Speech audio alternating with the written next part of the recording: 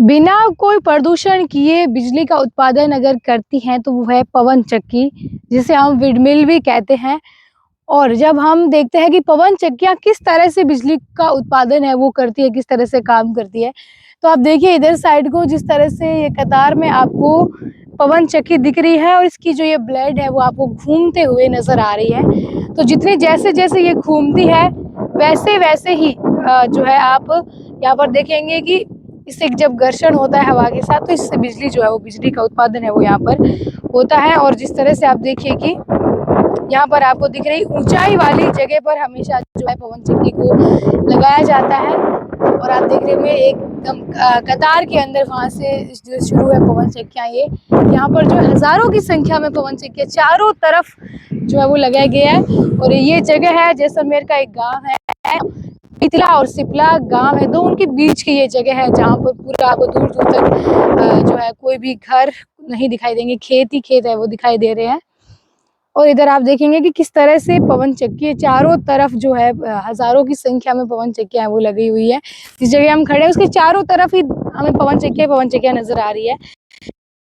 एक बार ये कि इस तरह से काम करती हैं कि जब अगर हवा जब चलती है, अगर अच्छी हवा हो तो इससे है कि ज़्यादा बिजली का उत्पादन होता है। फिर यहाँ पर पवन चक्की के बाद इसको जो है जो ग्रिड स्टेशन यानी कि जो जीएसएस होता है वहाँ तक इसको वहाँ तक पहुँचाया जाता है और वहाँ से फिर बिजली का सप्लाई जो है वो यहाँ पे होता है। अगर आप देखोगे कि किस तरह से इसकी ब्लेड जो है, तीनों ब्लेड हमेशा दक्षिण जो है दिशा की तरफ ऐसे रहती हैं। और फिर जब ये घूमती है, जैसे चक्कर लगाती है और हवाएं चलती है तो बिजली का उत्पादन। और ऐसा माना जाता है कि जो विंडमिल है पवन चक्की वो जो है एक ऐसा यंत्र है कि इससे जब ये बिजली उत्पादन करता है तो सबसे कम इससे प्रदूषण होता है। हालांकि फिर भी कहीं ना कहीं पर्यावरण पर जो असर है वो तो पड़ता ही है, लेकिन पोल्यूशन जो है वो ये कम करती है। बिजली का उत्पादन भी होता है और पोल्यूशन भी नहीं होता है।